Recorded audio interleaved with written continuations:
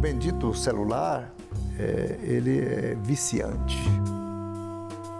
Vício precisa de psiquiatra, precisa de médico, precisa de psicólogo. O senhor acredita que esse momento de sensibilização é favorável a uma expansão da proteção das crianças e adolescentes nesse ambiente? O meu projeto estipula as condicionantes, quais são as propagandas mais nocivas.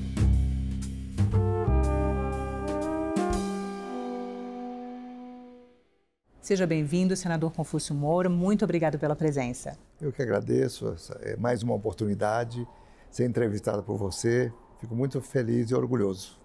Senador, o senhor quer proibir propaganda em jogos online dirigidos ao público infantil. E o senhor apresentou um projeto de lei para enfrentar a questão, né? Só para a gente entender o tamanho do desafio, o senhor pode descrever como o senhor vê a publicidade voltada para a criança no ambiente digital hoje? Todas essas plataformas, elas entraram no mundo justamente de tão grande que elas são, elas passaram a ser maiores que os países, maiores que as leis, maiores que as constituições. Elas entraram no mundo com um desejo universal de fazer tudo de acordo com o interesse das plataformas, né? E o tempo foi passando e a gente foi vendo que não é bem assim, que cada país está preocupado com o assunto, as plataformas foram desvirtuando muita coisa e cada país está dando seu jeito. E a gente vai copiando o que um está fazendo, a preocupação, a gente vai lendo e vai também ajustando aqui no Brasil. Então, essa minha proposição é justamente a criançada, até nenenzinho, assim, você vê que a mãe, o neném vai crescendo, chora ali, a mãe dá um computadorzinho de brinquedo, o menino cala a boca, e é como se fosse uma babá eletrônica, né? O computador, desde cedinho. E eles vão aprender a jogar pequenos jogos simples, inofensivos, aparentemente inofensivos. E ali no meio desses jogos, aí entram propagandas, entram coisas que a criança não estava preparada para receber. Então, a gente precisa justamente observar, regulamentar essa propaganda depois. Propaganda de outros tipos de jogos perversos, viciantes, propagandas indesejáveis, essa variação de todo tipo de estímulo que venha desvirtuar a infância natural, não é? Então, o meu projeto visa justamente isso, dar uma regulamentada, estipula as condicionantes, quais são as propagandas mais nocivas, e ele está aí tramitando para ser enriquecido. Você lança um projeto, ele não é completo. Aí vai lendo aqui, vai surgindo coisas ali, e certo tanto no Senado como na Câmara, ele vai sendo enriquecido e melhorado. Como o tema é novo no Brasil e no mundo, com certeza ele não sairá como eu pensei, ele vai ser melhorado. E eu espero que seja enriquecido e que as crianças sejam mais protegidas. Senadora, eu vou pedir ao senhor uma análise, porque a propaganda voltada ao público infantil nas TVs abertas foi proibida há mais de 10 anos no Brasil, né? A sociedade conseguiu construir esse pacto de que era necessário proteger as crianças da publicidade. Mas esse conteúdo todo se voltou para o ambiente digital. É um enfrentamento muito mais desafiador do que é você cuidar de 10 emissoras que estão ao vivo no ar, né? Assim, então, como que o senhor imagina que é possível construir esse enfrentamento? Esse enfrentamento é uma decisão mesmo que eu gostaria muito que ele não viesse como um saneador de escândalos, que ele viesse depois das consequências dessas propagandas indevidas, em lugares também não corretos, que elas viessem depois já trazendo uma série de traumas, uma série de doenças ou perversões do crescimento saudável das crianças, né? Então, não gostaria que viesse um escândalo daqui, um escândalo dacolá, para minha proposta andar rápido aqui no Congresso Nacional. Eu gostaria que ela fosse discutida nas comissões, fosse debatida em audiências públicas, né, com psicólogos, psicanalistas, pediatras, defensores públicos, as pessoas que cuidam da infância e da adolescência, todos pudessem participar desses debates, com certeza absoluta enriqueceria muito isso aí. Não ficasse assim, surgiu um escândalo no Rondônia, ou no Mato Grosso, ou lá no Rio de Janeiro, agora vamos votar rapidinho, vamos votar rapidinho. Não, não é assim. Eu gostaria que ele tem tempo, que fosse pautado, que ele despertasse nos dois presidentes das casas esse interesse também das comissões e também dos deputados, dos senadores, que pudessem solicitar esses debates enriquecedores. É isso que eu desejo. Quando o senhor fala de escândalo, a gente não pode deixar de citar o vídeo publicado pelo influenciador Felca, que gerou uma comoção nacional. O vídeo trazia uma série de denúncias sobre a adultização de crianças e adolescentes, e o Congresso se mostrou sensível ao aprovar um projeto de lei que regulamenta a proteção, né, de crianças e adolescentes em ambiente digital, responsabilizando as plataformas, né? O senhor acredita que esse momento de sensibilização é favorável a uma expansão da proteção das crianças e adolescentes nesse ambiente? Eu acredito. Quando a gente fala em criança, e também na mulher, a gente tem um despertamento da sociedade. E eu tenho certeza que as mães, todas as mães que têm filhos e filhas, na idade de acesso aos computadores, ficaram muito preocupadas. Tenho certeza que houve uma comoção. Falaram, mas minha filha usa esse computador, ela entra no quarto e tranca a porta, e eu não sei o que ela está fazendo lá dentro com esse computador. Então, as mães passaram a ficar mais assim, não é agressiva, elas ficaram mais cuidadosas, mais preocupadas com o uso, né, dessas plataformas tecnológicas. Eu acho que o ambiente está bom para tramitar esses projetos. Não é que a gente queira inibir, porque como é que eu posso falar que a tecnologia é ruim? Não é ruim. Que a tecnologia é viciante. Não, ela tem a parte educativa. Na época da pandemia, os professores queriam dar aula por computadores e à distância e não conseguiam, ninguém sabia nada. Tem mais partes boas na internet e nas plataformas do que ruim. Mas esse ruim, quando ele faz, é como se fosse assim, algo contagiante. E, além do mais, o bendito celular, ele é viciante. É viciante. E nós sabemos que vício precisa de psiquiatra, precisa de médico, precisa de psicólogo, precisa de um tratamento demorado. Então, todas essas medidas que a gente possa prevenir, nesses casos comprovadamente, que está antevendo, fazendo assim, a vacina, aí é uma vacina, essa cautela de regulamentar determinados casos que a gente deve controlar para as crianças, de propagandas que não são... ninguém pediu aquela propaganda para entrar ali, ela entra no intervalo e atrai, muito bem feitas, que atrai muita atenção das crianças que não têm uma formação, ficam prestando atenção e começam a seguir. Isso vai alterando toda a cognição, vai alterando o pensamento, vai alterando as condutas das crianças, vai mudando o jeito delas de se comportar em casa ou na sociedade. Elas vão ficando mais arredias, elas não querem mais conversar, elas querem comer com um prato na mão lá no quarto. Então é muita coisa assim que a gente tem que observar. Houve uma revolução e a gente não sabe onde vai chegar. E a velocidade dessas mudanças é assustadora, é muito grande. Então o que nós temos que fazer é prevenir. Eu sei que os autores, as grandes empresas criadoras dessas plataformas digitais não gostariam de nada regulamentado. Eles gostariam da internet livre, que é o propósito da internet. O mercado de jogos online hoje é um mercado bilionário, transnacional. É muito assustador isso tudo.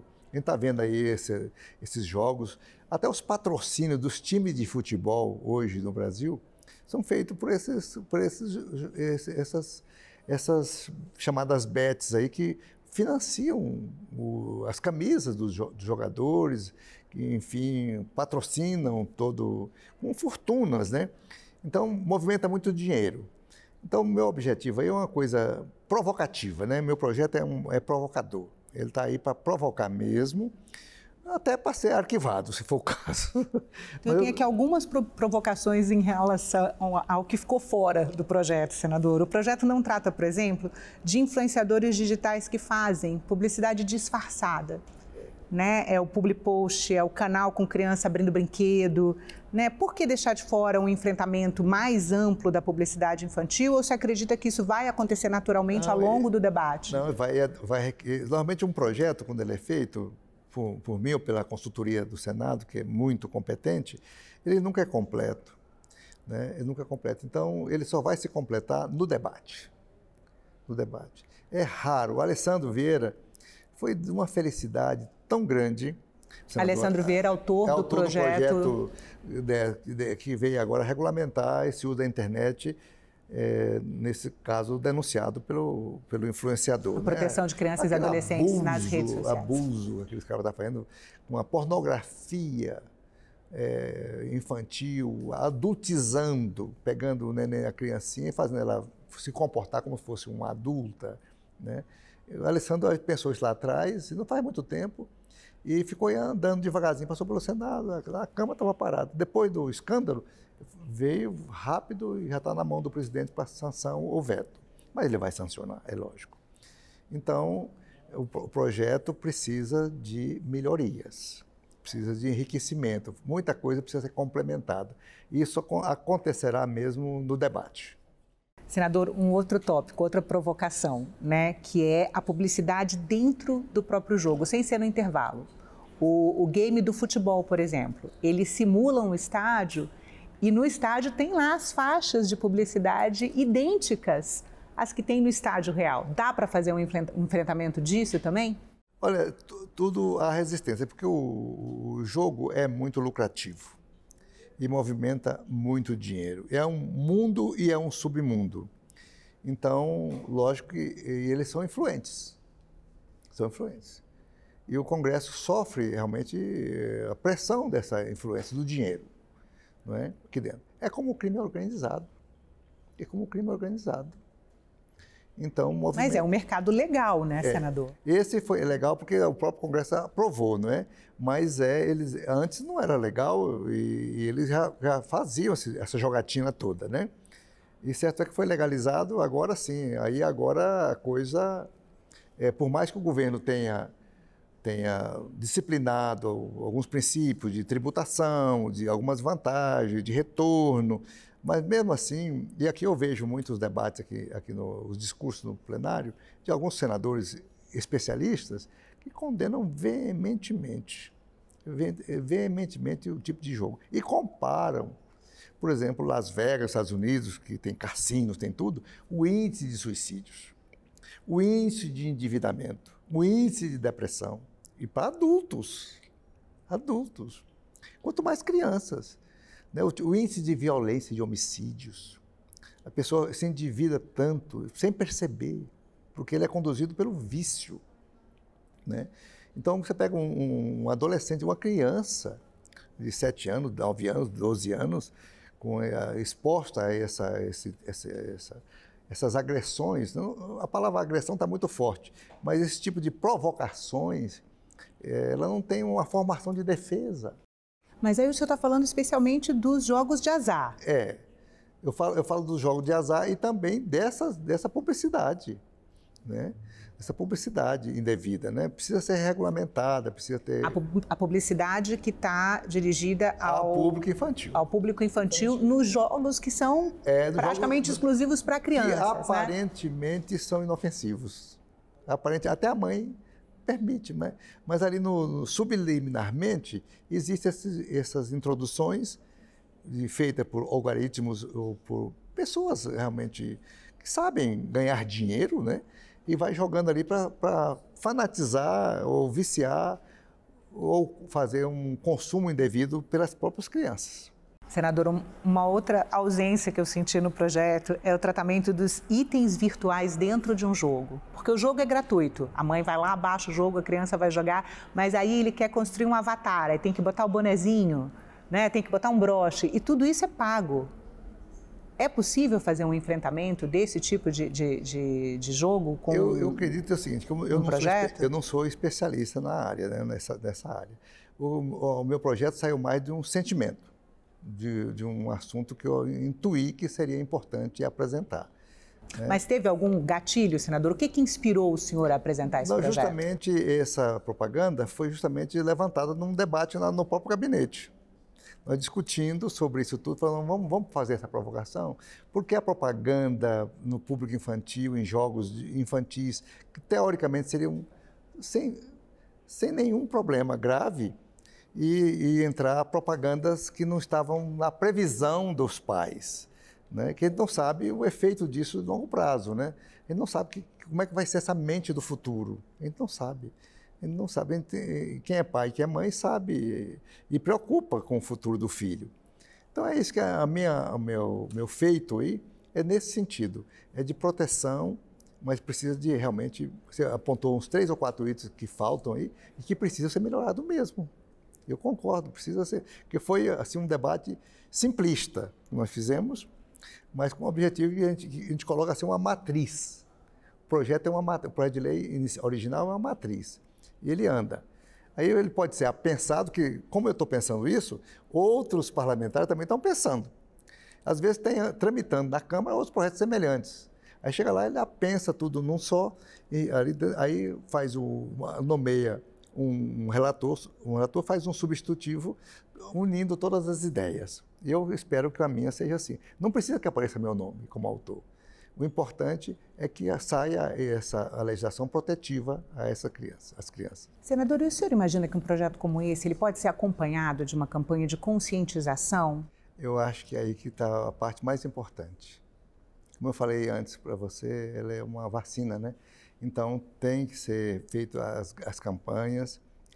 Eu creio que até do próprio Ministério da Saúde ou do Ministério do Ministério da Justiça, porque ele vai precisar realmente sair em muitos programas de televisão, os grandes debates, programas de ampla audiência, debates, como todos esses programas de fim de semana, programas da manhã, que tem nas grandes emissoras, que as mães estão ligadas, elas vão falando e aí aquilo vai ajudando muito aos pais saberem ir se protegendo, conduzindo, né, para que o filho não seja um problema, não tenha seu futuro ameaçado, que haja um rendimento escolar, que a criança não se deixe influenciar muito por tudo isso. E os grandes vigilantes são os pais dentro de casa, os grandes sofredores e a família que está ameaçada. Então é fundamental que amplie os debates, abrir uma orientação aos pais sobre esses cuidados, né? É uma prevenção. Uma das críticas que as agências de publicidade e a indústria voltada para o público infantil levantou na época da proibição da publicidade para criança nas TVs abertas é que a proibição era inconstitucional, que feria a liberdade de expressão.